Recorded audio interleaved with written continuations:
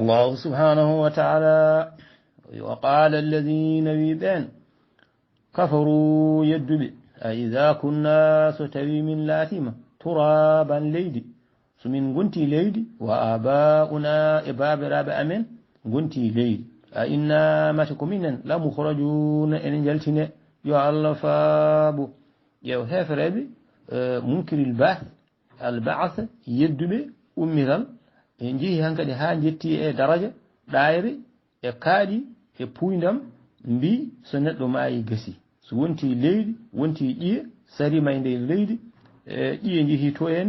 ɗaɗi payi ga en sagene fayi to en sukundu arti ga en Allah wawa wurtinde neɗɗo kolɗum woni gone yo Allah faabo ƴe oɗo fama muya bonɗo ko ɗo tan gandata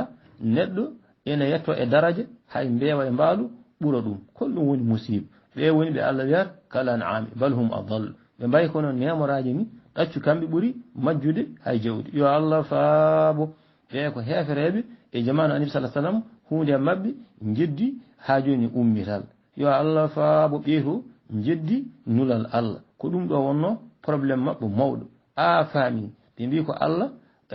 wawa ha joni suɓade aduna o foof al yatim abi talib hokka ɗum e ngal ɗo teddungal ɓeɗo goni ɓe ganduɗa ko haasidagal ko en aba jahli en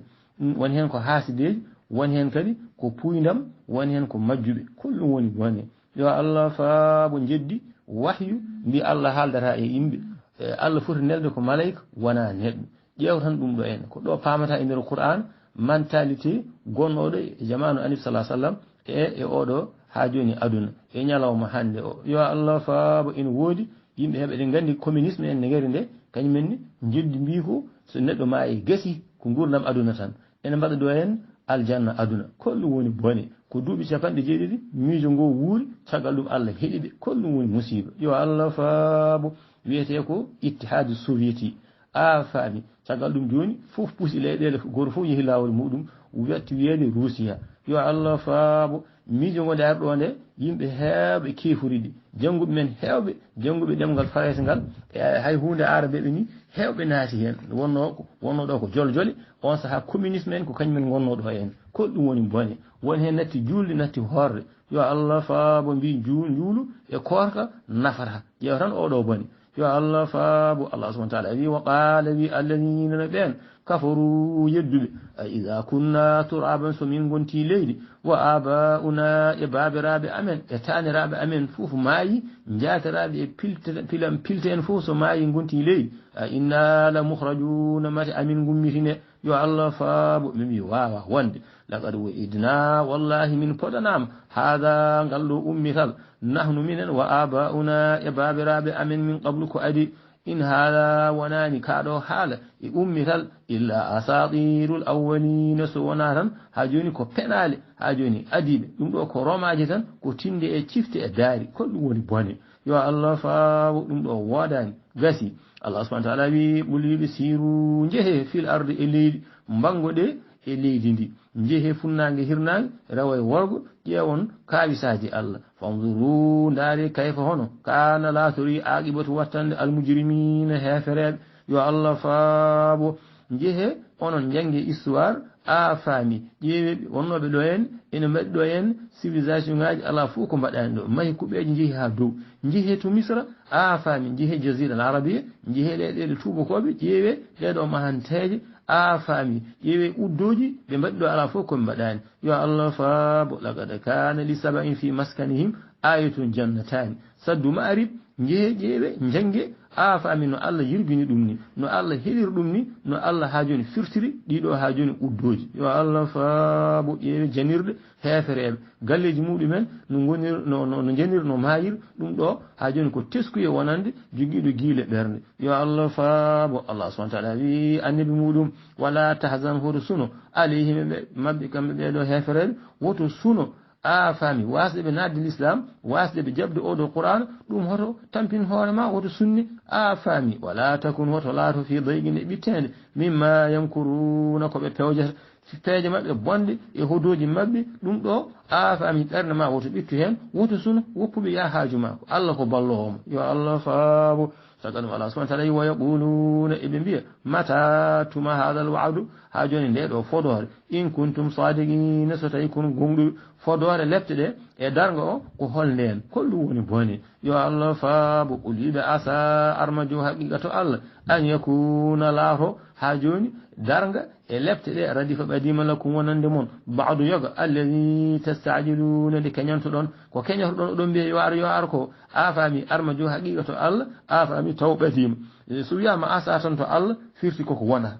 fami yo Allah faabo wa inna rabbaka joomi la dhu fadlin kanko woni joom ɓural ala nnasi e yimɓe ɓural Allah e meɗen ene mawni hay goto wawa limtude ɗum hay goto wawa haalde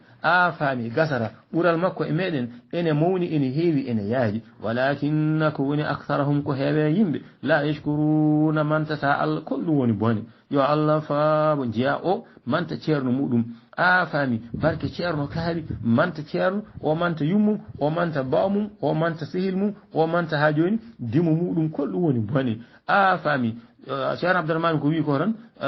sabu montigol maynoɓe mata on mayata ɓeɗo ɓe ganduɗa ko awluɓe yimɓe fof gonti awluɓe dokkuɗomo fof gonta gawlu mum yo Allah faabo o wiya ɓi kawam ɓi ha joni nenam ɓi babam fami o ko banam gorko ɗum ko ƴekiraɓe ɗum ko bone maydeji ɗum ko beɗi ɗum ɗo ko ƴewtan oɗo bone yimɓe fof gonti awluɓe yo Allah faabo ko heeɓe yimɓe mantata Allah mantata ko tagore onon goppe mantude yimɓe mante Allah tagore hay tus ala ko mbawani moɗon jogaki gurdam mon jogaki ha joni aljanna mon mbawana koye muɗumen saka oɗon yo Allah faabo Allah subhanahu wa ta'ala walakinna ko woni aktharuhum ko heewe mabɓe tagore nde la yashkuruna mantata Allah kolɗum woni kawis te Allah wi la in shakartum la azidannakum mi wondi Allah waddi hen wondoro o wi mi wondi son manti kam mi ɓeydana mon moƴƴere joni noon sa manti neɗɗo holko ɓeydantuma ala ko jogui kolɗum woni musiba jogui tan koy ko bakke kino muɗum yo Allah faabo wa inna rabbaka waɗi noon ko joomi la ya'lamu omo andi ma tukinnu ko suuɗara suduruhum becce mabɓe kolɗum woni bone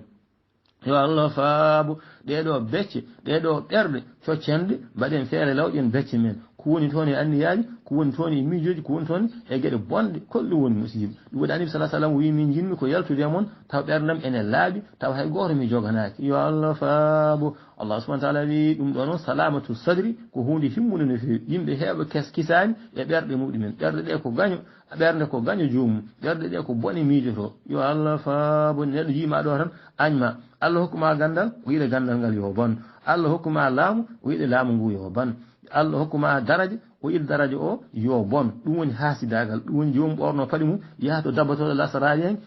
liggo o yo maayi yo yalto wuuro ndaw ko heewi e Fuuta o bone yo Allah faabo ɓerɗe ɗe ko mbiɗe bof ɗum waɗi donki yaade ala fof to jahata yimɓe fof jeehi goppi Fuutankoɓe ko ɗum woni bone ndaw gañgu hasidagal ɗeɗo o ɗe dabare bonde hewɓe liggama hewɓe dabrama hewɓe kanƴinama hewɓe jaltinama wuuro yo Allah faabo ko ɗum woni musiba yo Allah faabo Allah subhanahu wa ta'ala wa ma yu'linuna e koɓe peññinta koɓe cuuɗata e becce anniyaji e golle bonɗe fof Allah ina andi e ko peññinta e ɗemɗe mabɓe yo Allah faabo ko becce ɗe cuuɗata becce toon faami ko woni toon goto men fof becce mum so sekanoma walla so waɗanoma tan ha joni e waɗa e muɗum ha joni holɗum vidéo waɗa toon tan walla radio pour tan wiye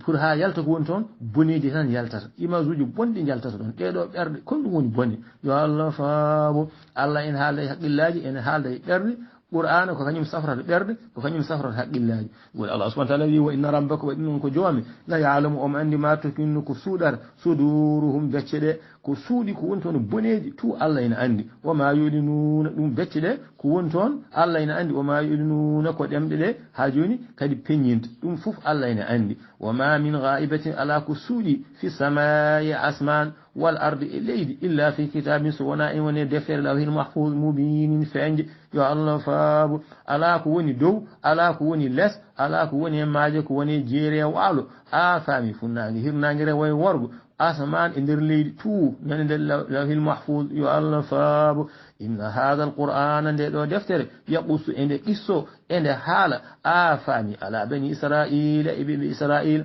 akthara alladi ko heewi e nden hunde hum kamɓe yahtalifuna fihi eɓe lurde diine yo allah faamu deftere nde haalti ha laaɓi luure mabɓe e boneji mabɓe e ganjuji mabɓe hareji mabɓe tout haali jiddugol mabɓe annabi sa sallam e oɗo qur'an o haalti ha laaɓi yo allah faamu haydara heddaki caggal Allah subhanahu wa ta'ala wa innahu ko woni lahudan de deftere kono e peewal wa rahmatun ko yurmede lil mu'minina wa nande jul yo Allah faabo qur'ana fewnata mo qur'ana fewnani dañi bone mo qur'ana fewni oɗo malama yo Allah fewni men wa rahmatun ko yurmede lil mu'minina wa nande jul yo Allah faabo caggal Allah subhanahu wa ta'ala wi inna rabbaka joomi yaqdi ma nyaaw bainahum hakkunde tagoje de bi hukmihi e nyaawaro makko Allah woni nundudo Allah jinganta hay goto wa huwa kanko ala aziz woni jali ilamu ala bado mo kudeta ala alimu gando tagore mum yo Allah faabo tagal Allah subhanahu wa ta'ala wi fatawakkal holoro ala Allah e Allah en jaa dewal Allah wakilade Allah holonade Allah wana non habude lohol e talkuru e Allah du kolɗum woni bone yewtade wali yewtade udbu yewtade jinne e shaytan e malaika ɗum ko shirku billahi ko keferagal yo Allah faabo wakilade Allah a faami ko ɗum woni tawhid ko ɗum woni liman tawhidul ibada yo Allah faabo hewɓe hande jani ɗo en ene bakkile ha joni waliyaɓe muɗumen e seere muɗumen e bakkile e lohi bakkile e talki kolɗum woni bone innaka an على الحق على إجوانغ المبين بين يا الله فابو تقول الله سبحانه وتعالى إنك عن النبي صلى الله عليه وسلم لا تسمع أن نرى الموتى ما يبي هفر يبي الله نندي نبي ما يبي وان بيجبري ده دو ما يبي نجرت دون سبكة كيهيل ستري ودون جاه هاي قوة ما بي ميدا سلمي هذا مودون سنشل مني ميدا يلتي دي سيك جبري يلتي سلمي هي مودون ده ميدا أرد مودون كويه في شهر كاري يامره النبي يامك أفوك فنان كشيطان ما يدا أرتراي أدون كل وني بوني يا الله فابو الله سبحانه وتعالى ونن جيني هفر يبدالو ebidi en ko mushrikinen o nanndiɓe e maayɓe kedde qur'an enen wondi ko en jangata qur'an ni jangirten qur'an tan ko silki neddo maay eden kep ƴeew joni sandaji kiwɗi jiɗi ko yimɓe yo maay mbale maɓe cilku kamilaji ɓe daña haalis te haydara ala ko dañata hen sona bolle puyɗi ko ɗum woni bone yo allah faabo allah subhanahu wa ta'ala innaka an annabi sallallahu alaihi wasallam la tusmi annanta al-maut anannata al-mauta maayɓe annannataɓe oɗo qur'an ɗiɗo obiji ɗeɗo ayeji a faami wona kay eɓe nana ɓe nanata ɗum kolɗum woni bone wala tusmi'u wona kadi aɗa nanna asum ha joni paho addu'a o nodda kolɗum woni bone ida wallaw so tawi firlitima mudbirina ene rumti ƴeew paho so tawi a huccitema boom sa haali nanata so wona joohoɗa so rumtima kay ɓuuri bonde paho so tawi rumtima a wulli en jogori nande ɓeɗo hefereɓe ko noon ɓe mbayi kolɗum woni bone ɓe mbayi kono maayɓe ɓe leydi fawayi muɗumen ni ƴeewa tan ɗum ɗo gara e guenal enen fof en meeɗi ubboyde maayɓe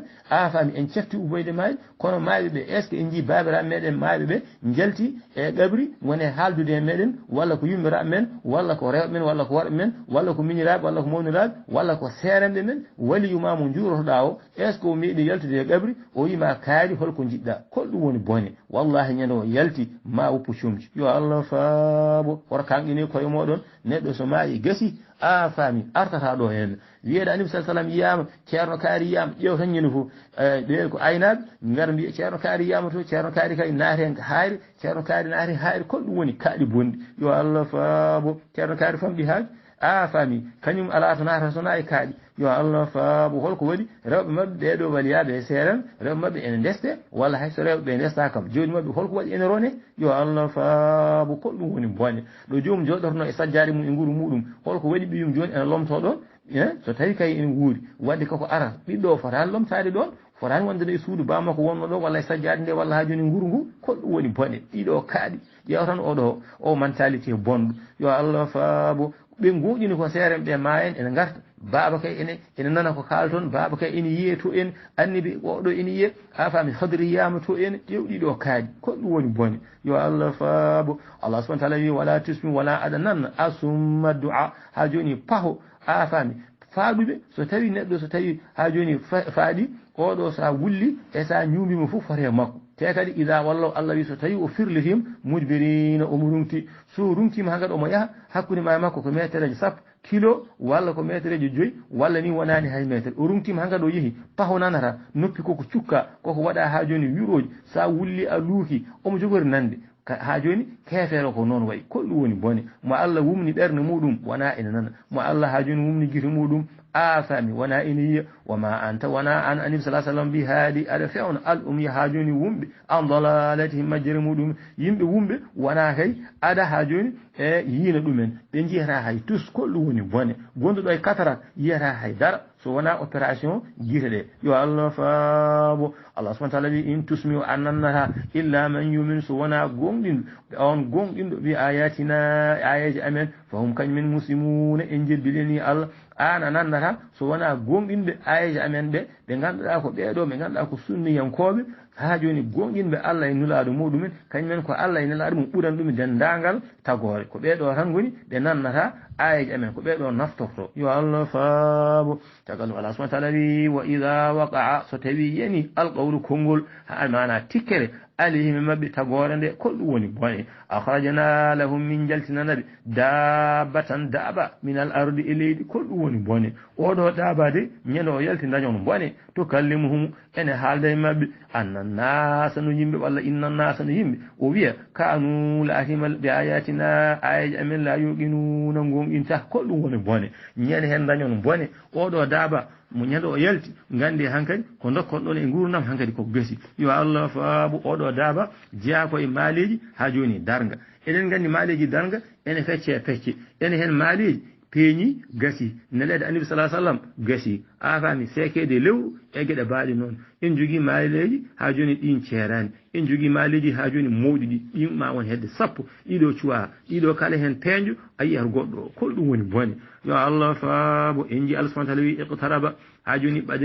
ɓadima anna mana iqtaraba ɓadima as-sa'atu darga wan shaqqa sekima alqamaru leyru kol ɗum woni bone o wi kadi fa hal yanzuruna ɓe panɗaki illa sa'ata so wona darga an ta'tiyahum aray mabɓe baghtatan ina juhi mana ina betti faqad jaa gonɗi ari ashraduha maleji mum e alamatuha ko ɗum woni bone yo Allah faabo Allah subhanahu wa ta'ala wa ma yudrika holko andintuma la'alla sa'ata qaribun ñalngu darga ene ɓadi o wi kadi fa hal yanzuruna illa sa'a ɓe pandaki so wona darga an ta'tiyahum aray mabɓe baghtatan ina betti wa hum kamɓe wal haadu la yash'uruna ɓe tinani ko ɗum woni bone yo Allah faabo en hen Allah wi wal tanzur yo ndar nafsun fitanu ma qaddamat li ghad ko golle ni jango muɗum yo Allah faabo Allah subhanahu wa ta'ala wi innahum kamɓe yarawnahu eɓe jiya darga ba'idan ene woɗɗi wa narahu amin jiya darga qariban ene ɓadi yo Allah faabo e ko wona ɗeɗo ayeji ari ha heewi ene haala ko faati e darga sagal ɗum annabi sallallahu alaihi wasallam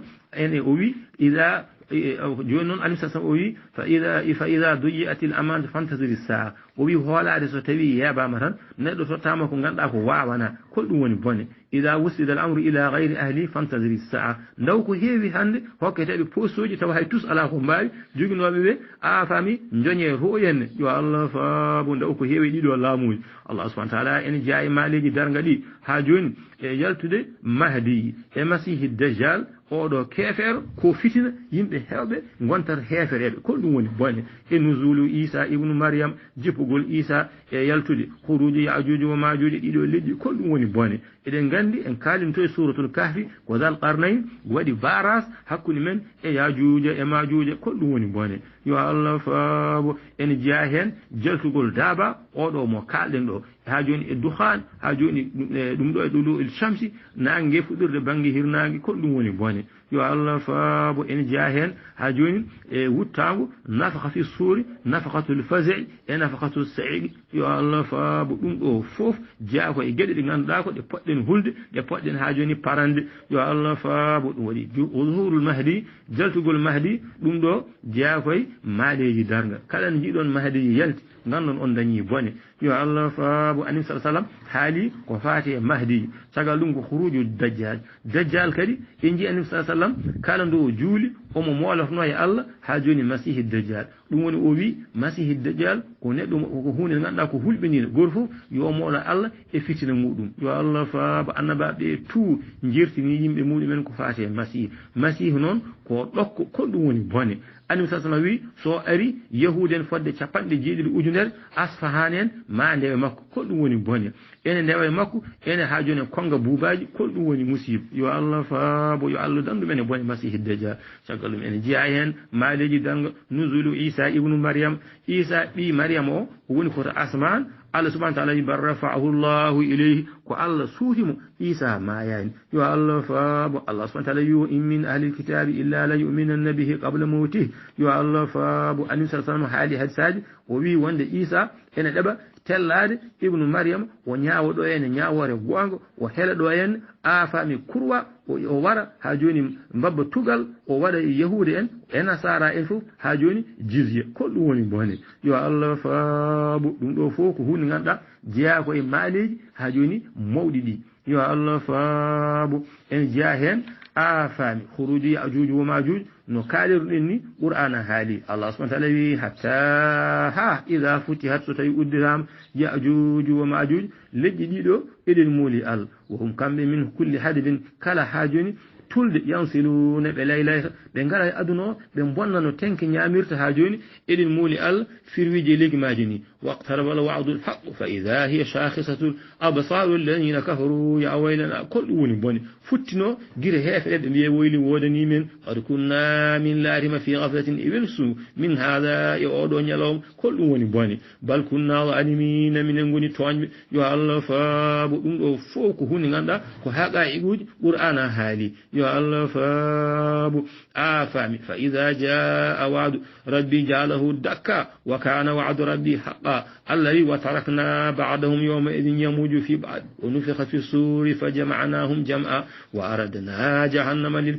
يومئذ للكافرين أردا كل ونبوني يا الله فاب دون إن ودي هاجوني قوم إند النبي صلى الله عليه وسلم حالي وفاهي ياجوج وماجوج تقال دون خروج داب وني أورو آي مكالين جوني يا الله فاب داباران يلت إن حال دا يمب نين نيدون دum dañon bone njion ko hulbini kol dum woni musiba dum do fo jeya koy maleji ha joni mawdidi tagal dum maaye maande mawni nde kadi wudulu ash-shamsi min maghribiha pudgol nangi bangi hirnangi nyen ñidon dum ngandon on dañi bone wodi Allah subhanahu wa ta'ala wi hal yanzuruna bi pandaki illa an tatihum suna arayma al malaikatu malaikaji aw yati rabbuka aw yati ba'du ayati rabbik yawma yati ba'du ayati rabbik la yanfa'u nafsan imanuha lam takun amanat min qablu aw kasabat fi imaniha khayra qul intaziru inna muntazirun ya Allah faabo dum do ñene nangi fudiri bangi hirnangi hanka damal tubgol hankadi uddama sa wadi ko moddi ala ko nafara sa wadi ko boni ala ko nafara kol dum woni bone yo Allah faabo hashrun nas ila ardil sham yimbe kan dindine eden moli ala nabe to leydi sham dum do fo jaakoy maleji mawdidi tagal dum ko nafkhu fi suri afami wasa'ir yo Allah faabo Allah subhanahu wa ta'ala yunu fi suri wutaya Allah du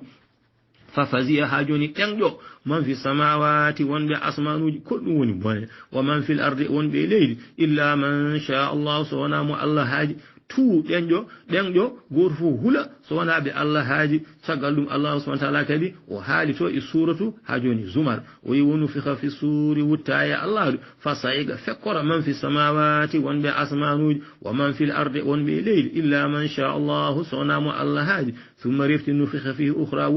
wuttandu ha joni wondudu fa idha hum de ko yo kamɓe qiyamun yanzuruna eɓe dari eɓe ƴeewa kol ɗum woni e pandi ha joni yamirore Allah kol ɗum woni bone wiyama istisna oɗo ko yimɓe wonɓe aljanna mana hurul inen ko ɓeeɗo yo Allah faabo ƴeew ton ɗum ɗon way hulɓinade ni caggal ɗum Allah subhanahu wa ta'ala a faami nafhuji ɗi ma won hedde tati Allah subhanahu wa ta'ala wa ma yanzuru haulai fandaki ɓeeɗo illa sayhatan so wona ha cango wahidatan woto ma ala ha alna ɗum min fawagin wuccango yo Allah faabo wuccango e tan kono caafal kosam ni wonu fiha Allah wi wutta fi suri Allah fa faziya ɗenɗo man fi samawati wa man fil ardi wonɓe asmanuji wonɓe leydi tu illa man sha Allah so wonamo Allah haaji yo Allah faabo wiyama ko Jibril e Mika'il e Israfil e malakul mawt haalama kadi ko wona ɗum ɗo yo Allah faabo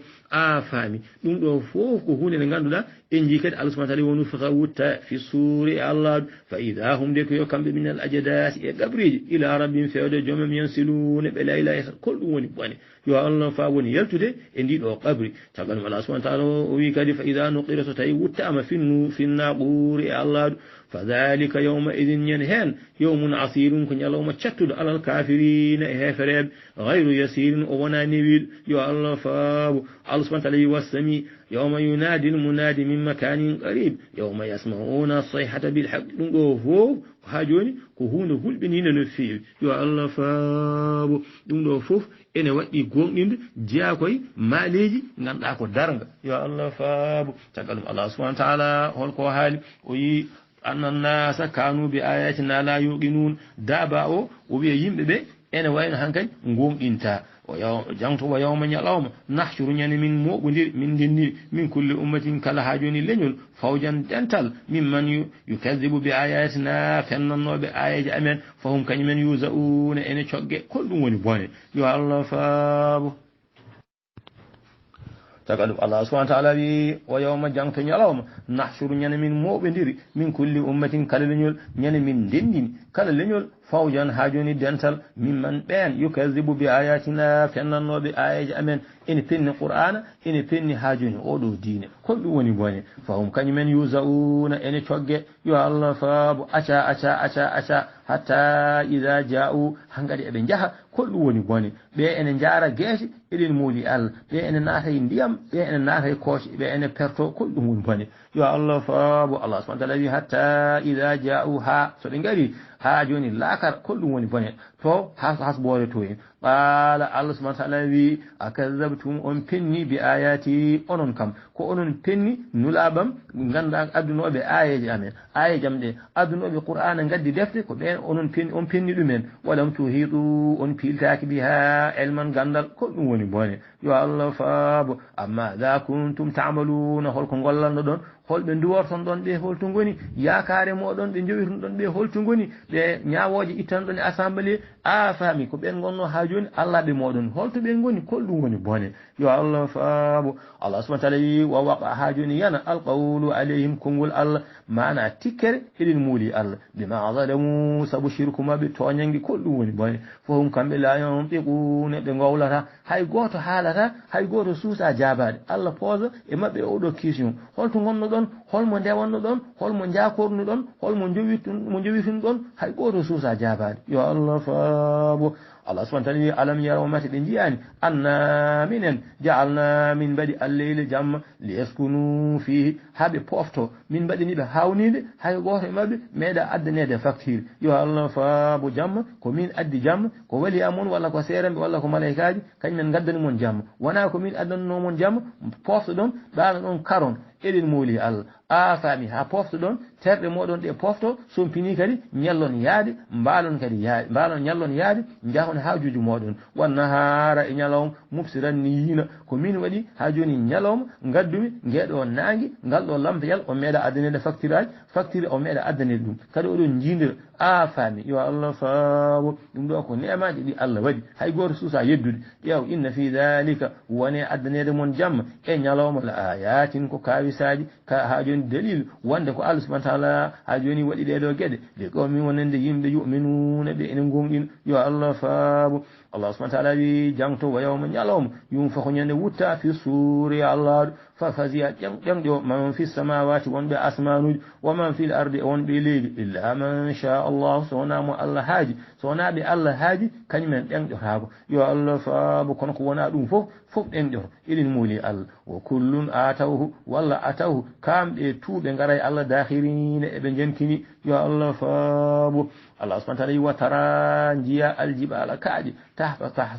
تحسبها ولا تحسبها تيكا كاجي جامدة إلي pindi cika kaaje de ko de deeje ko non wohi kanje tamuru ede ngulo mana ede jaha marra gulugul as-sahabi dul yo allah faabo allah do fa kaaje de kanje tuude ngona yaade no duule jaalirtini jaarata ni suna ɗum ɗo ko gollal allahi allah alladina on atqana kulle shay'in mo ganduɗa ko ñiñuɗo kala hunde ƴeew allah subahana taala ƴeew aduna o nan deeƴi en jiyani aduna o ene yaaha en jiirani ɗum guite meɗen hay so ni ene yaaha kono noon en jiirata ɗum guite meɗen ƴeew oɗo asman yo allah faabo hay piyo hay jaalal nanggani ɗum a faami a yiyata piyo ene nangi asman te asman o meeɗa yande meɗen leydi ndi ha joni nan deeƴi ɗeɗo maaje yo allah faabo e ɗeɗo leɗɗe e ɗeɗo gaweje ha joni firweji lijumaji ɗum ɗo fof allah waɗi e dow laral leydi innahu ko woni khabirun ko kumpitiɗo bima tafaluna ko oɗon golla yo allah faabo ko kanko andi dendagal golle moɗon gueɗe moɗon fof ko allah andi caggal ɗum allah subahana taala wi man jaa mo addi bil hasanati moƴƴere falahu ne wadinimo hayrun minha jobdi moƴƴiri kala gollal moƴƴal ngal mbaɗɗa foti ko haala walla ko gollal eɗen mooli allah ko mbawɗa wadde fof Allah subhanahu wa ta'ala hukkuma jobdi moƴƴiri wo hum kamɓe tagore nde min fasayi ɗenɗigol yawma idin ñande lakar aminuna eɓe kooli yo Allah faabo woni waɗoɓe ko moƴƴi jogii tawhid ndoraki ha joni annabi noddani ha joni rawhan noddani jinne noddani cheytani kirsanani ha joni cheytani yo Allah faabo ɓeɗo tu Allah hokkarɓe hoolare ñande yawmal qiyamati Allah subhanahu wa ta'ala wa man jaa mo addi bi siyati ha joni bakkat addi kefaragal e shirku billahi e bida Allah subhanahu wa ta'ala fa kubbat ha joni hippe wujuhum geese ɗe finnari e jeygol kolɗum woni bone yo Allah faabo hal tujzauna illa ma kuntum ta'maluna on joɓetake so wona ko gollino ɗon eɗen mooli Allah innama umirtu wiɓe min de ñamirami an abuda ko rewde rabba jeyɗo hadihi lbalda ndi ɗo leydi alladina on harramaha baɗɗo leydi ndi ko hurum wala hu ne wadinimo kullu cheyin kala hunde woni yo Allah faabo min jamirami ko yimi rew Allah jeyɗo makkal mo karram jeyi aduna jeyi laakara jeyi fof a faami te hunde fof Allah subhanahu wa ta'ala ko kanko jeyi ko kanko laami wa umirtu mi yamirami an akuna yimi won min al muslimin jibbiliniɓe Allah yo Allah faabo mi yamirama kadi wa an atluwa yomi janngu alqur'ana e moɗon nde ɗo deftere mbiyami yomi janngan mon annabi sallallahu alaihi wasallam addanaka roma o addanaka ha joni daari e cifti o addanaka qur'an yo Allah faabo Allah subhanahu wa ta'ala faman ihtada mo feewi a faami jangi qur'ana faami ɗum rewin laawol fa innama yahtadi andu fewani li nafsihi ko hoore makko oɗo nafoore nde koye makko arta wa man dalla mo majji woppi qur'ana welsini kolɗum woni bone fa qul wi innama ana min dey min al munzirina koye jirtinɓe yo Allah faabo taga ɗum Allah subhanahu wa ta'ala wi wa qul wi alhamdulillahi yettode wodani Allah so yurikum Allah ma hollu mon ayatihi kawisaji makko gonɗe e asman e gonɗe e leydi e ɗeɗo maaji kaɗɗe e belɗe a faami ɗum ɗo tout ma Allah hollumoɗon so nurihim ayatina fil afaqi wa fi anfusihim e koye mon ayaji gonɗe hen ɗe fof ƴew neɗɗon tagara Allah waɗanma ɗaɗi o waɗi sukundu o waɗi nguru o waɗi ƴiye ƴeew daawe jeenayi ɗe Allah rewnuma ɗe yo Allah faabo waɗanma ɓernde o waɗanma haqqille hokkuma noppi e juuɗe e koyɗe ɗemgal a faami ɗum ɗo fof ko kawisaji fa tarifuna ha gandon ɗiɗo kawisaji yo Allah faabo wama rabbuka wona joomi bi ghafilin ene wirtindi amma ta'maluna ko liggotoɗon ko golloton ko Allah wirtindaki tout koko winda yo Allah faabo